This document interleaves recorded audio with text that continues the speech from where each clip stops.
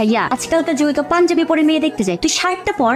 আর শোন, তোর চোখে কিন্তু আজকে চশমাটা রাখবি না, চশমা ছাড়াই তোকে বেশি কিউট লাগে। নানু ভাই দেখো তো খালামণি তৈরি হয়েছে কিনা। আলামনি, তোমাকে দেখতে না অনেক লোক এসেছে। আমি অয়ন, ঢাকা একটা মাল্টিন্যাশনাল কোম্পানিতে জব করছি। This is the first time আমি কোনো মেয়ে দেখতে আসছি। ওদিকে ডাক পড়েছে তোদের। আপনারা যদি কিছু মনে না করেন, আমরা অনন্যার একটা আংটি পরাই নিতে চাই। আমাদের কোনো আপত্তি নাই। মা, তোমাকে না বললাম আগ বাড়িয়ে কিছু না করতে? তো কি করবো এখন, ওদেরকে কি না করে দিব? সেটা তো বলিনি। হ্যালো, হ্যালো, কে বলছেন? আমি অয়ন। সরি, বুঝতে পারিনি প্রথমে। কেমন আছেন আপনি? আমি আগামী সপ্তাহে চিরাং আসছি। আমরা কি একটু দেখা করতে পারি? আপনাকে আজ বেশ সুন্দর লাগছে, আপনাকে হাসলে খুব সুন্দর লাগে। আপনি কখনো প্রেম করেননি? আমি আসলে এই বিষয়গুলো নিয়ে কথা বলতে চাই না। আর কলটা আমার ফ্রেন্ড দিয়েছিল, এখন যদি আমি কল ধরি তো অনেকক্ষণ কথা বলতে হবে, এই জন্য কেটে দিলাম। আমি সরি, হুট করে এই প্রশ্নটা আপনাকে করা ঠিক হয়নি। এই পাঞ্জাবিটা কেমন লাগছে? অনেক সুন্দর লাগছে, দাঁড়া। এটা প্রোগ্রামে পড়ে যাবে? হ্যাঁ। আসসালামু আলাইকুম, আমি অয়ন। বাবা, আমি অনন্যর বাবা। অনন্য আসলে একটা সিটি রেখে বাসা থেকে বের হয়ে গেছে যে। অয়ন, আমি আপনাকে অনেকবার বলার চেষ্টা করেও একটা কথা কখনো বলতে পারিনি, আমি একজনকে ভালোবাসি। অনন্যাদের বাসায় তোমরা কেউ ফোন দেবে না, আর মা বিয়ের কথা আমাকে কখনো আর বলবে না। এক্সকিউজ মি, এটা আমার সিট।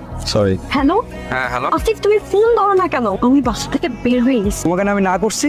তুমি তোমার বাসার ঠিকানা বলো। মাথা খারাপ হয়ে গেছে, আমি তোমাকে বাসা নিয়ে যাবো? বাসা থেকে পালিয়েছে? সবই তো শুনলেন। আপনারা মেয়েরা এমন কেন? শুধুমাত্র নিজেদের কথা ভাবে। যদি বিয়েই না করেন তাহলে বিয়ের আগে কেন বলেন না? আপনি একটু ঠান্ডা হন তো, আমার কারোর কথা তো ভাবার দরকার নেই, কারণ আমার কারোর সাথে বিয়ে ঠিক হয়। আচ্ছা, আপনি এত সিরিয়াস হয়ে গেলেন কেন তখন? 2 বছর আগে আমার বিয়ে ঠিক হয়েছে। অ্যারেঞ্জ হলো, মেয়েটাকে আমি অনেক বেশি ভালোবেসে ফেলেছিলাম। এখন মানুষ সবকিছু জেনে আমাকে প্রশ্ন করতো, তোর বউ নাকি পালিয়ে গেছে। আমার ফিলিংস গুলো তো জেনুইন ছিল, তা আমি কেন মানুষের হাসির পাত্র হব? আপনি কি ওই মেয়েটাকে এখনো ভালোবাসেন? আমাকে দিয়ে আর এসব ভালোবাসা হবে না। আচ্ছা, আমরা তো প্রায় চলে আসছি। আপনারা কাকে কল দেওয়ার কথা ছিল? আসিফ, আমি চলে আসছি, তুমি সিআরবির সামনে দাঁড়াও। সিআরবি কিন্তু আমার বাসায় যেতেই পড়ে। আপনি চাইলে আমি আপনাকে নামিয়ে দিতে পারি।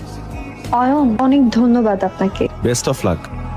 এইসব পাগলামির মানে কি? কোথায় তুমি খুশি হবে যে আমি ঢাকা থেকে চলে এসেছি? উল্টো এসবকে পাগলামি বলছো? আমার পক্ষে এখন বিয়ে করা সম্ভব না। 3 বছর প্রেম করেছো, তখন এসব মনে ছিল না? এই চলো, তুমি আমার সাথে চলো। কোথায়? বাসে সিনে তুমি ঢাকায় চলে যাবা, আমার পক্ষে এখন কিছু করা সম্ভব না। তোমাকে আর কষ্ট করা লাগবে না। আমি একা আসছি, একাই যেতে পারবো। কোনো সমস্যা?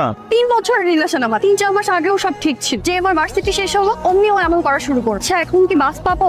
এখন পাবেন না, রাতে পাবেন। যেতে যেতে তো ভোর হয়ে যাবে। আম্মুকে ফোন করলে তো আম্মু বান্ধবীর সাথে কথা বলতে যাবে। আপনি চাইলে আমি আপনাকে একটা হেল্প করতে পারি। ইরা হচ্ছে আমার বোন। ভাইয়া আমাকে সবকিছুই বলেছে। তুই একটা কাজ করে না, আপনি আমাদের বাসায় চল, তারপরে চিন্তা ভাবনা করে আন্টিকে একটা কল দিয়ে। এভাবে যাওয়া কি ঠিক হবে?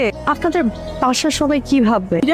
তুই রাগ করে কোথায় চলে গেলি মা? আমি আমার একটা ফ্রেন্ডের বাসায় আসছি। আন্টি, আসলে হয়েছে কি, আমি ওকে যেতে দেইনি। এত রাতে একটা মেয়ে একা একা যাবে? ঐশীর সাথে যে মেয়েটা আসছে, ওকে আগে কখনো দেখি নাই যে। তুমি ওর ব্যাচের সবাইকে চেনো নাকি?